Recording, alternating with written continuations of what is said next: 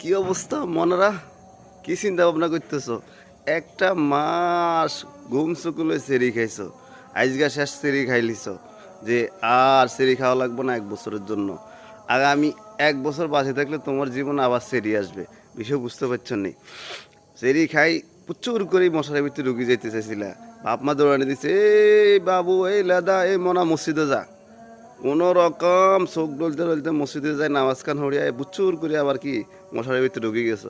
যাই হোক, তোমার জীবনে হয়তোবা আর অনেকের জীবনে সেরি আইব, সেরি খাওয়ার সময়টা আসবে বা ইফতার খাওয়ার সময়টা আসবে, অনেকের জীবনে নাও আসতে পারে। যাই হোক, এটা আমাদের জীবনের শেষ একটা সেরি মনে করি এবং শেষ ফজরের নামাজ আমরা জামাতে আদায় করার জন্য তৈরি হয়ে যাই। তো এই তৈরি হয়ে যাই, ফজরের নামাজ পড়ে যাই, সুন্দর মতো ঘুমাই যাবো। তো যাক, সবার কী অবস্থা, সবাইকে ঈদ মোবারক জানাই এবং আমাদের আজকেই সেরি শেষ